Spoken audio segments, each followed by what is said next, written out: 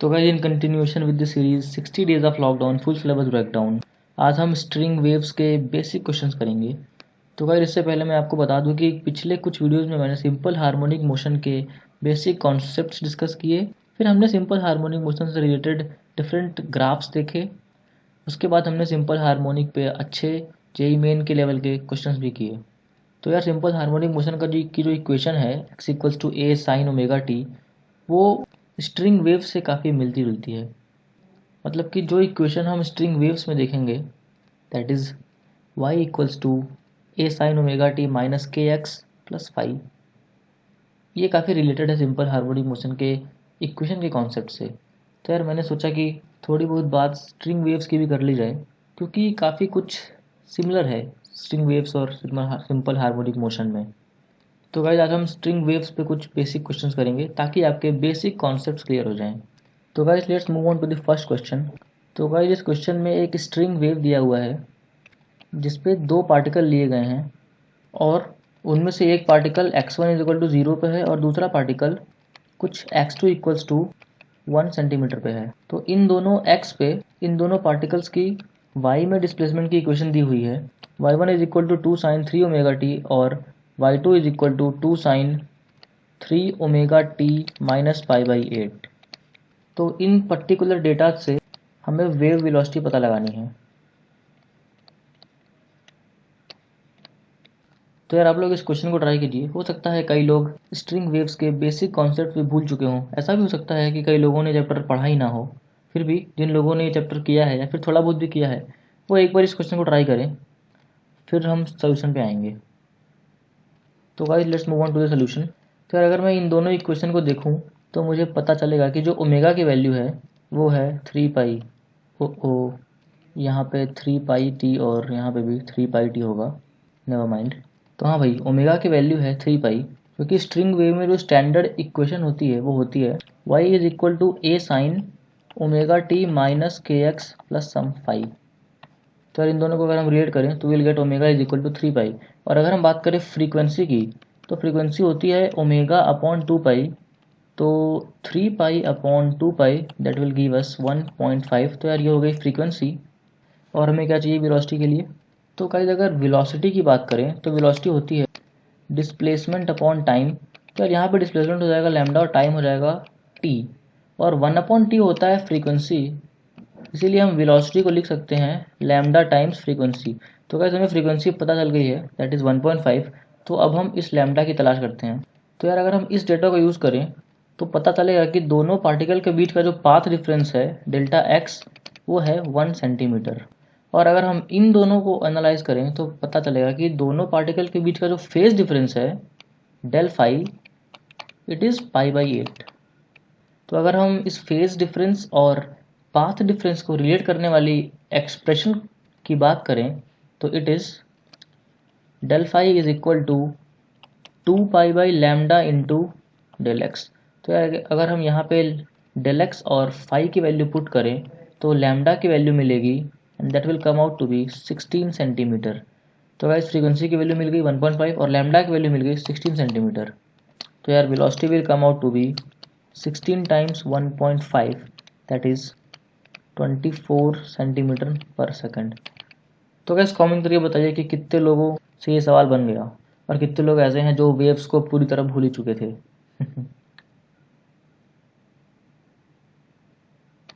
तो guys let's move on to the second question. तो यार इस क्वेश्चन में इक्वेशन ऑफ अ वेव दी हुई है y= 5 sin 10 pi under bracket t minus 0.01 x, और कह रहा है कि जो वेव है वो x डायरेक्शन की तरफ प्रोपेगेट कर रही है। तो गाइस अगर इस स्ट्रिंग पे दो पॉइंट्स के बीच की डिस्टेंस 10 मीटर है तो यार इन दोनों के बीच का फेज डिफरेंस डेल फाई क्या होगा वो आपको बताना है। तो गाइस आप लोग इस क्वेश्चन को ट्राई कीजिए, then will come to the solutions. तो गाइस अगर आप इस वीडियो को ध्यान से देख रहे हैं तब तो ये क्वेश्चन आपसे आसानी से बन जाएगा, अदरवाइज नहीं बनेगा। तो यार अगर हम पिछले क्वेश्चन की बात करें तो मैंने एक एक्सप्रेशन की बात की थी that is del phi = 2 pi upon lambda del x, और यहाँ पे डेल फाई है फेज डिफरेंस और डेल एक्स है पाथ डिफरेंस। तो गाइस दूसरा क्वेश्चन इस एक्सप्रेशन से सॉल्व हो जाएगा। कैसे, आइए देखते हैं। तो यार इस क्वेश्चन में कह रहा है कि दो पार्टिकल है जो कि 10 मीटर की दूरी पे हैं। तो इसका मतलब कि उन दोनों पार्टिकल के बीच का जो पाथ डिफरेंस है delta x, that is 10 metre. अब यार हमें निकालना है उन दोनों का फेज डिफरेंस। तो यार simply will use this expression del phi is equal to 2 pi upon lambda del x, और हम डेल फाई की वैल्यू निकाल लेंगे। अब आप बोलोगे कि यार भैया ये लैम्डा कहाँ से आएगा। अरे भाई लैम्डा छोड़ो, मैं आपको 2 पाई बाई लैम्डा की पूरी पूरी वैल्यू देता हूँ। कैसे, आइए देखते हैं। यार अगर हम इस इक्वेशन को स्टैंडर्ड इक्वेशन से कंपेयर करें तो वो कुछ ओमेगा टी माइनस के एक्स के फॉर्म का होता है। तो यार अगर हम यहाँ पे एक्स को स्पॉट करें तो के की वैल्यू निकल करके आएगी 10 पाई इंटू 0.01, और के की वैल्यू होती है 2 पाई बाई लैम्डा।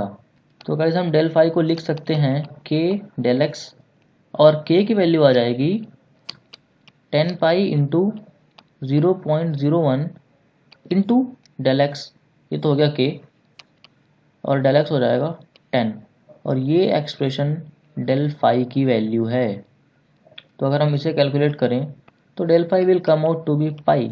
तो गाइस इन दोनों पार्टिकल के बीच का जो फेज डिफरेंस है दैट इज पाई आंसर। तो गाइस आई एम श्योर कि यार कई लोगों से क्वेश्चन हो चुका होगा, और अगर आपसे ये क्वेश्चन नहीं हो रहा इसका मतलब कि आप इस वीडियो को उतनी अटेंशन से नहीं देख रहे हैं, क्योंकि अब आप ये एक्सक्यूज़ नहीं बना सकते कि यार मैंने स्ट्रिंग वेव्स नहीं पढ़ा। अरे भाई ठीक है नहीं पढ़ा, पर पिछली वीडियो में मैंने इस कॉन्सेप्ट को डिस्कस किया और इस क्वेश्चन में हम उसी कॉन्सेप्ट को यूज़ कर रहे हैं। तो गाइस अगर इसके बाद भी आपसे क्वेश्चन नहीं बनना तो यार दिस इज़ सीरियस। अपने अटेंशन को थोड़ा बढ़ाइए, और हो सके तो इस वीडियो को दोबारा से देखिए, क्योंकि पहले क्वेश्चन में काफ़ी कॉन्सेप्ट मैंने डिस्कस किए हैं। तो आप इंश्योर कीजिए कि वो सारे कॉन्सेप्ट्स आपको आएँ। खैर, let's move on to the next question. तो गाइस अब हम आते हैं अगले सवाल पे। तो यार इस क्वेश्चन में भी एक ट्रांसवर्स वेव की वेव इक्वेशन दी हुई है, that is y equal to 0.02 sine of x plus 30t। और गाइस जो ये ट्रांसवर्स वेव है वो एक स्ट्रिंग के अलॉन्ग ट्रैवल कर रही है, और उस स्ट्रिंग के बारे में कुछ इन्फॉर्मेशन दी हुई है। उसका area of cross section 1 mm² दिया हुआ है, और उसकी डेंसिटी 8000 kg पर मीटर क्यूब दी हुई है। तो यार हमें स्ट्रिंग में टेंशन की वैल्यू निकालनी है। तो गाइस आप लोग सोचिए इस क्वेश्चन पे थोड़ा, then we will definitely come to the solution.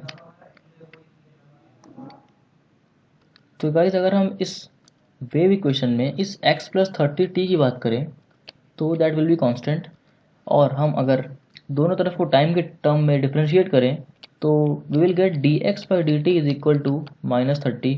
तो गाइस वेव वेलोसिटी हो जाएगी -30 मीटर पर सेकंड। तो गाइस कई लोग इस दुविधा में होंगे कि यार आपने इस x प्लस 30t को कांस्टेंट कैसे बोल दिया।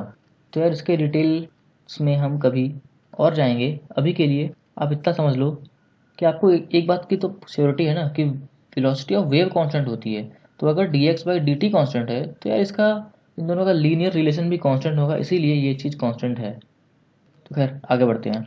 और गाइस आपको पता है कि वेलोसिटी की value root over tension upon mu भी होती है, जहाँ पे टी है टेंशन जो हमें निकालना है, और म्यू है मास पर यूनिट लेंथ। और गाइस हमें वेलोसिटी की वैल्यू पता है। अब बात करते हैं म्यू की। तो यार इन दोनों डेटा से हम म्यू की वैल्यू निकाल लेंगे। म्यू होता है मास अपॉन लेंथ टाइप का कुछ। तो यार यहाँ पे हम देखें तो हमें दिख रहा है कि ये है मास अपॉन लेंथ क्यूब, और यहाँ पे लेंथ स्क्वायर मुझे दिख रहा है। तो गाइस अगर मैं इस चीज़ को मीटर स्क्वायर में कन्वर्ट करूँ और फिर इस 8000 kg पर मीटर क्यूब से मल्टीप्लाई कर दूँ तो I will gate 1 mm into 10 cube into 10 cube. तो गाइस हमने इसे मिलीमीटर स्क्वायर से मीटर स्क्वायर में चेंज कर दिया। अब हम इसे मल्टीप्लाई करेंगे, एक मिनट मैं इसकी यूनिट भी यहाँ लिख देता हूँ, मीटर स्क्वायर। अब हम इसे मल्टीप्लाई करेंगे 8000 kg पर मीटर क्यूब से। तो यार यहाँ से मीटर क्यूब से मीटर स्क्वायर कैंसिल, अरे सॉरी यहाँ पे 10⁻³ होगा, क्योंकि हम छोटी वैल्यू को किसी बड़े वैल्यू में कन्वर्ट कर रहे हैं। तो अगर हम इसे सॉल्व करें तो we will get mu is equal to 8/1000। तो गाइस अगर हम इस एक्सप्रेशन में वेलोसिटी की वैल्यू 30 और म्यू की वैल्यू 8/1000 रखें तो will get t is equal to 7.2 newton, and that's the answer. तो गाइस टेंशन की वैल्यू आ गई 7.2 न्यूटन। तो यार उम्मीद है कि ये सवाल तो आप सबसे बन गया होगा, और अगर नहीं बना तो आज के बाद तो बन ही जाएगा।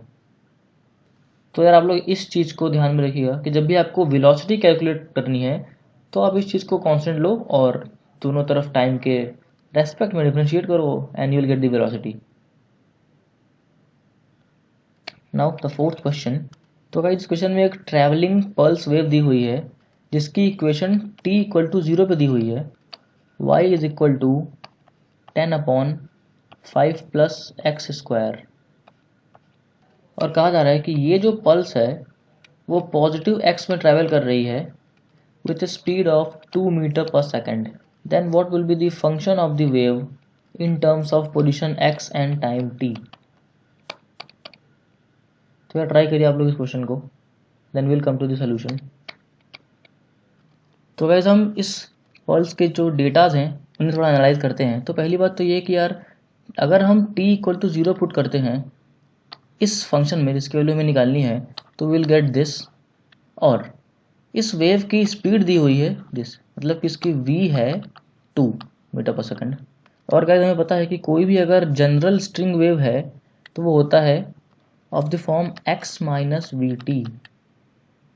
तो गाइस अगर सिंपली हम इस इक्वेशन में x को रिप्लेस कर दें x माइनस वी टी से, यानी कि x माइनस 2d से, क्योंकि वेलोसिटी की वैल्यू 2 है, then we will get y is equal to 10/5 प्लस x minus 2t whole square. और गाइस अगर हम इस एक्सप्रेशन में t की वैल्यू 0 पुट करें तो we will get this equation. तो इसका मतलब कि ये एक्सप्रेशन जो हमने निकाला है x को x माइनस 2t से रिप्लेस करके, that is the original equation of string in terms of x and t, जिसपे कुछ मॉडिफिकेशन करके हमें दी हुई थी ये एक्सप्रेशन। तो यार हमने इसी एक्सप्रेशन का यूज़ करके वापस से इस एक्सप्रेशन को ट्रेस कर लिया। तो गाइस आप लोग इस चीज़ को ध्यान में रखिएगा, कोई भी अगर स्ट्रिंग वेव है तो it is of the form x minus v t. तो guys let's do one more problem. मैं स्ट्रिंग वेव्स पे ज़्यादा प्रॉब्लम डिस्कस नहीं करूँगा क्योंकि यार according to the planner I will stick to mechanics. और यार स्ट्रिंग वेव्स पे हम फिर कभी बात करेंगे काफ़ी डिटेल में जब हम वेव्स को डीप में देखेंगे। एनीवेज, तो यार इस क्वेश्चन में एक ट्रैवलिंग वेव दी हुई है जिसकी इक्वेशन दी हुई है y equal to a sine k x minus omega t plus some theta. और कहा जा रहा है कि ये जो स्ट्रिंग है वो हैवियर स्ट्रिंग से लाइटर स्ट्रिंग में जा रहा है, सॉरी ये जो पल्स है वो हैवियर स्ट्रिंग से लाइटर स्ट्रिंग में ट्रांसमिट हो रहा है। हो सकता है कि जिस स्ट्रिंग पे इस पल्स को जनरेट किया जा रहा है वो आधी हैवियर स्ट्रिंग से बनी हो और आधी लाइटर स्ट्रिंग पे से बनी हो, तो इस तरह से इस पल्स को हैवियर स्ट्रिंग से लाइटर स्ट्रिंग तक भेजा जा रहा है। और जो रिफ्लेक्टेड वेव है उसकी एम्पलीट्यूड दी हुई है 0.5 और कह रहा है कि हैवियर स्ट्रिंग और लाइटर स्ट्रिंग के जंक्शन को आप x इक्वल टू 0 सपोज कीजिए, then find the equation of reflected wave.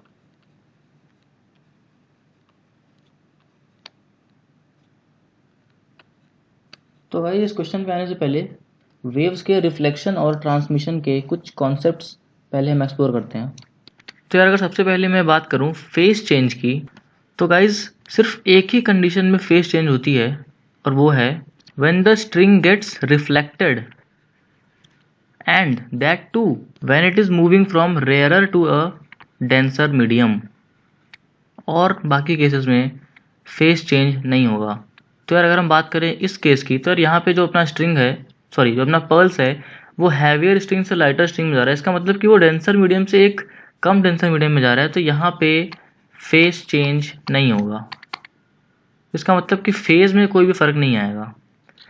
अब कह रहा है कि यार जो रिफ्लेक्टेड वेव है उसकी जो एम्पलीट्यूड है दैट इज 0.5 a, इसीलिए अगर हम रिफ्लेक्टेड वेव की इक्वेशन लिखें तो इट विल बी 0.5 a फिर साइन।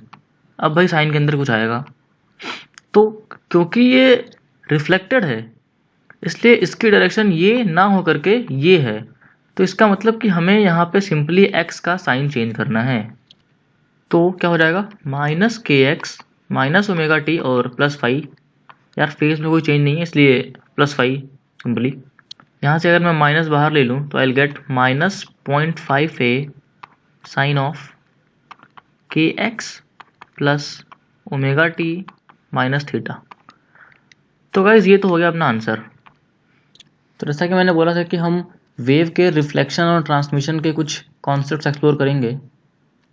तो यार लेट अस अज्यूम कि ये कोई पल्स है जो कि आगे की तरफ बढ़ रहा है, और लेट अस अज्यूम कि यहाँ पे मीडियम चेंज हो गया। तो यार पहली बात तो ये, जो स्ट्रिंग ट्रांसमिट करेगी वो तो इन्वर्ट नहीं करेगी, वो कुछ ऐसे ही आगे जाएगी। पर अगर हम बात करें रिफ्लेक्टेड वेव की, तो अब दो कंडीशंस आती हैं। पहली कंडीशन, जब अपनी पल्स ऐसे मीडियम से ऐसे मीडियम में जा रही है जहाँ पे उसकी वेलोसिटी घट रही है, इसका मतलब कि इधर वाले मीडियम में वेलोसिटी ज़्यादा है और इधर वाले मीडियम में वेव वेलोसिटी कम है, और वेव वेलोसिटी दी जाती है v=√T/μ से। तो इस केस में जो रिफ्लेक्टेड वेव होगी वो इन्वर्टेड मिलेगी। और अगर हम दूसरे केस की बात करें जहाँ भी अपना पल्स किसी लेस वेलोसिटी वाले मीडियम से किसी मोर वेलोसिटी वाले मीडियम में जा रहा है, तो उस केस में जो रिफ्लेक्टेड वेव होगी वो भी इन्वर्टेड नहीं होगी। जो वेव ट्रांसमिट हुई वो तो खैर कभी भी इन्वर्ट नहीं करती, पर जो रिफ्लेक्टेड वेव है वो भी इन्वर्ट नहीं होगी, और सिचुएशन कुछ इस टाइप की होगी। और यार फेज चेंज की बात मैं ऊपर कर चुका हूँ कि जो रिफ्लेक्टेड वेव है it changes phase when it moves from a rarer medium to a denser medium। तो आप इन पॉइंट्स को ध्यान में रखिए और कमेंट करके बताइए कि जितने भी क्वेश्चन मैंने आज डिस्कस किए उनमें से कितने क्वेश्चन आपसे हो गए। और अगर आपसे कोई क्वेश्चन गलत हो गया तो यार कमेंट में ये भी बताइए कि किस रीज़न से वो क्वेश्चन गलत हुआ। क्या कोई फॉर्मूला था जो आपने मिस किया, या फिर कोई कॉन्सेप्ट था जो आपने मिस किया। क्योंकि यार जब तक आप कमेंट बॉक्स में लिखोगे नहीं वो चीज़ आपके दिमाग में प्रॉपरली बैठेगी नहीं। तो यार ऐसे मैं हर वीडियो में बोलता हूँ कि कमेंट करो, कमेंट करके बताओ कि आपने इस वीडियो से क्या सीखा, पर यार उतने कमेंट आते नहीं हैं। ऐसा क्यों? क्योंकि बच्चे सीरियसली पढ़ाई नहीं कर रहे हैं। तो यार मैं आपसे पूछता हूँ कि क्या आप जेईई के लिए सीरियस हैं? अगर हैं तो यार इस वीडियो को देखने की जो एल्गोरिदम बताई गई है उसे स्ट्रिक्टली फॉलो करें ताकि आपका मैक्सिमम बेनिफिट हो सके।